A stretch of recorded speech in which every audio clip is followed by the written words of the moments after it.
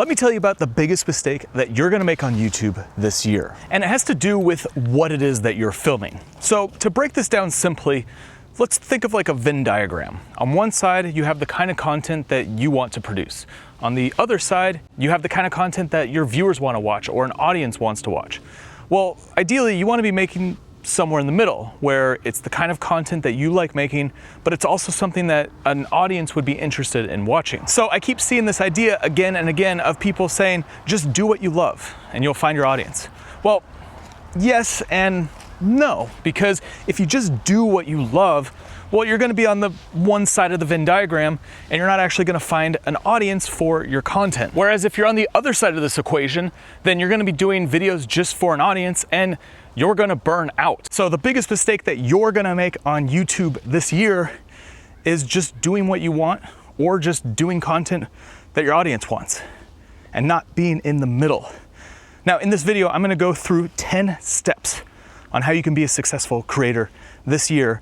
And these are the 10 steps that I'm using as a blueprint, because when you can live in that center where it's videos that you like making and it's also videos that your audience enjoys watching, well, that's how you can have a successful YouTube channel. Now, before we get into these 10 steps, I want to say a special thanks to the sponsor of this video, which is Jelly Smack.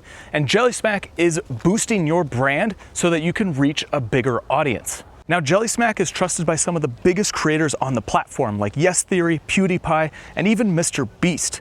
But they work with all size creators, so you don't have to be a massive creator to start working with Jelly Smack right now. So the team over at Jelly Smack will take your videos, cut them up, and optimize them for multiple platforms.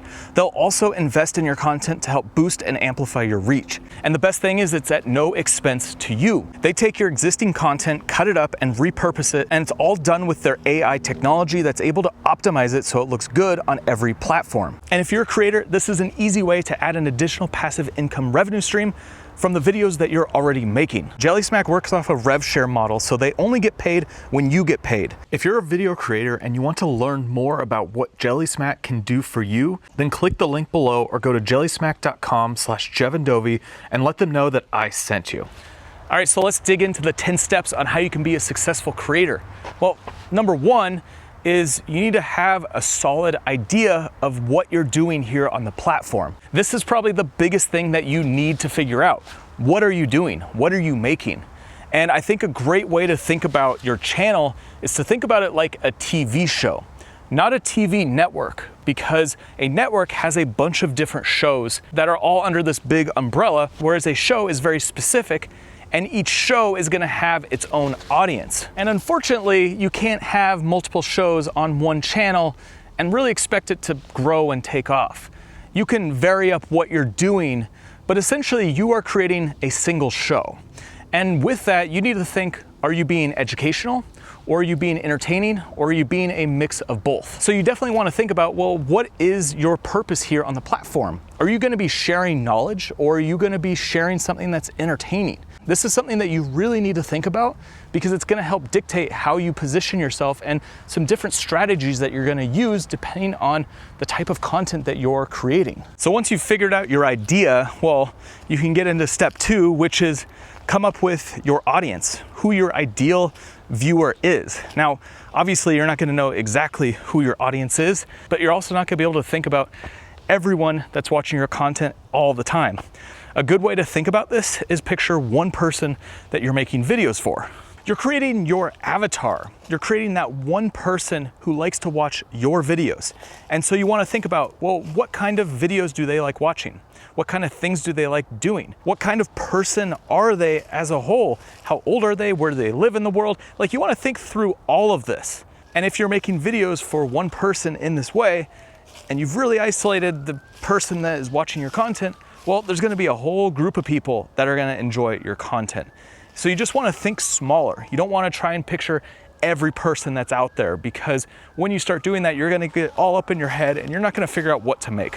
Whereas if you could focus in on that one person, well, you're gonna know exactly what kind of videos, well, that person's gonna wanna watch, and you're gonna know what you need to make. And you're gonna be able to figure out when you should say yes to making a video and when you should say no to making a video, and just focus on those that are actually gonna help your channel. The next thing you want to think about is your first impression. Title, thumbnail, hook.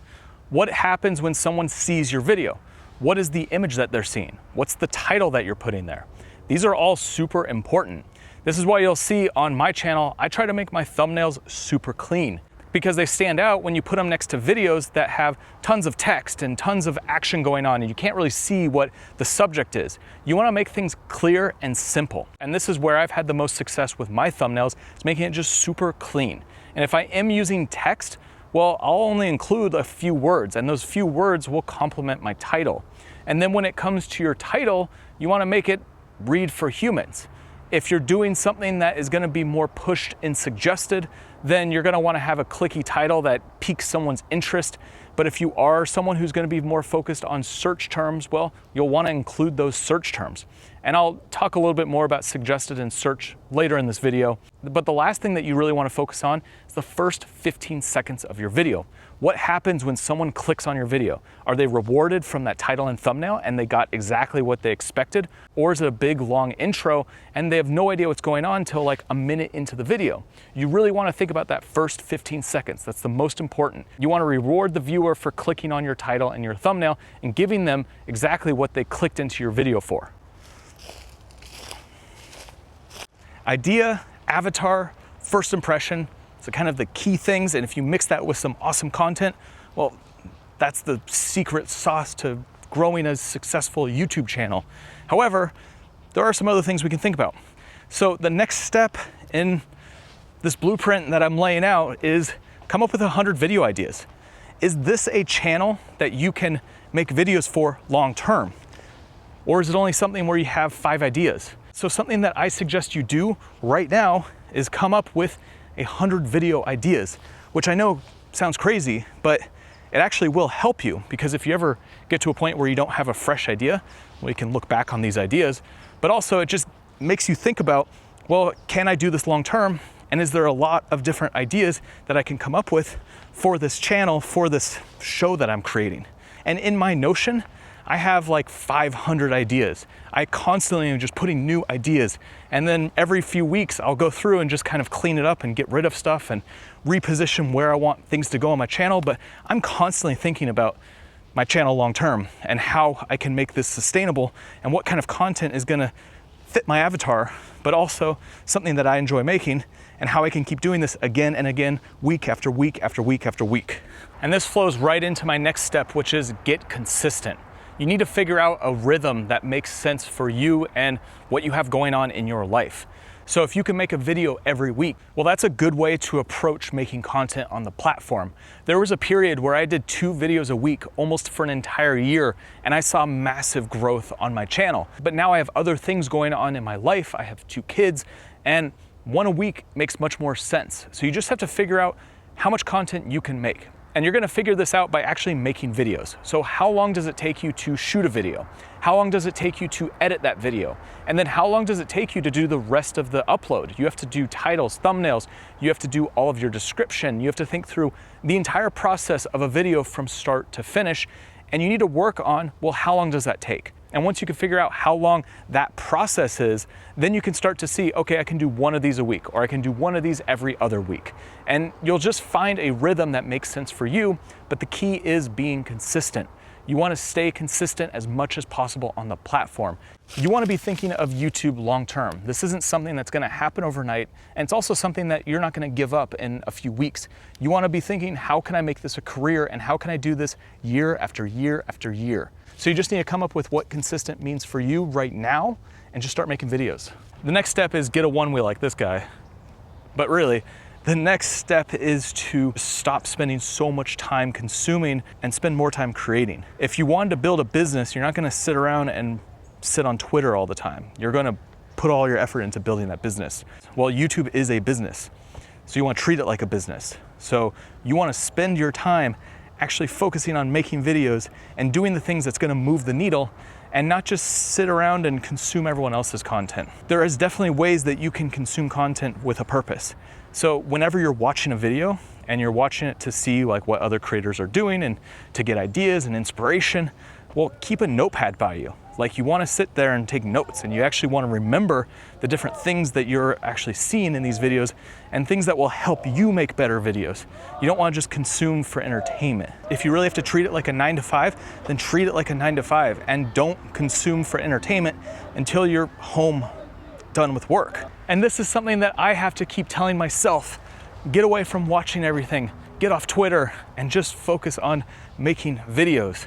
Like today, I'm out here location scouting this park, and you know what? I had this video idea, and so I thought it'd be great, make a video. Don't sit here on my phone looking at Instagram and Twitter as I'm wandering the park and checking it out for a client job, but actually make something of my time and spend some time and work on a video.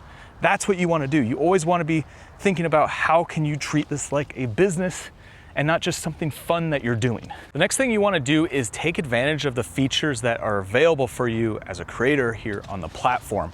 So the big thing right now is YouTube Shorts.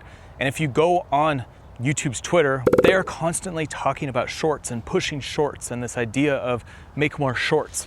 Well, if YouTube's pushing that, then you should probably be making shorts. Now, I just want to pause the video for a second, have a little conversation about shorts, because it's still a feature that's being tested, which means that, yeah, it could work super well for your channel, or it might not work super well for your channel. If you look at someone like MKBHD, he has a separate shorts channel. Whereas you look at somebody like my buddy Tony Jeffries, he's been including shorts in his content and it's really making his channel blow up. So I think when it comes to shorts, it's something that you want to test, and you make your own call whether shorts is something that you want to include in your content strategy. Take advantage of all the different things that YouTube offers and don't just focus on one style of content. So post on your community feed, make stories, make shorts, like take advantage of the whole spectrum, and you'll be able to engage with your audience in a bunch of different ways. The next thing you need to think about is take advantage of search. Now, not every channel can take advantage of search. So if you're an education channel, take advantage of search. YouTube is the second largest search engine, and Google is #1 in terms of search engine.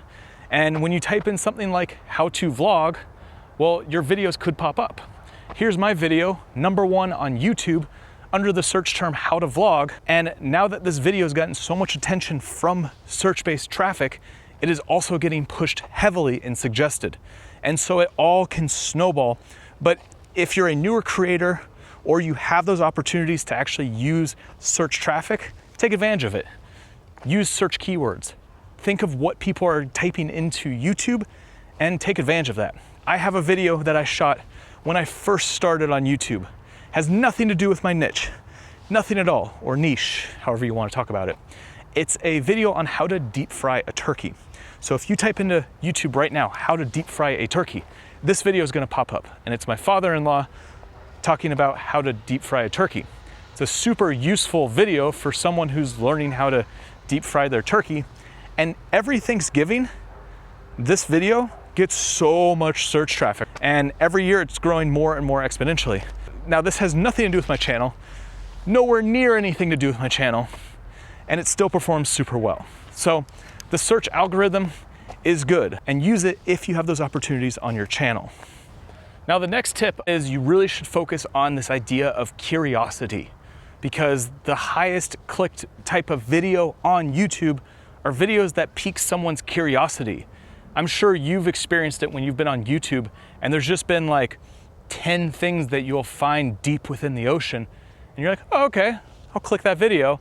And then you end up getting sucked in and you watch this video for its entirety, and then you end up going down this rabbit hole of videos, and then you're somewhere completely different and you're like, well, I don't even know why I came on YouTube in the first place. You want to stop someone dead in their tracks and you want to get them to click your video. And if you can come up with these concepts that are just interesting, something different, something unique, well, a lot of people are going to stop and start watching that video. And so when you start coming up with your 100 ideas, start looking at them and think, are these stoppable videos? Are these going to get someone to stop what they're doing and actually watch it? And you want to find those really interesting ideas that's going to pique someone's curiosity, and they're just going to want to see what's behind the curtain of whatever this video is. And my final step for you is follow the trends. And I mean the trends on your channel. Obviously there's trends YouTube as a whole and just what's going on in media, but follow the trends for your channel. And this is why you'll see some channels that have some videos that are almost like a duplicate. Like you'll see on my channel, I have the biggest mistakes drone pilots make, and I've done this a few times. Now each video has different information. Each video is a little bit unique. However, that title and that concept performed super well, and they continue to perform well. And so you want to look for these opportunities on your channel and follow what your audience is responding to.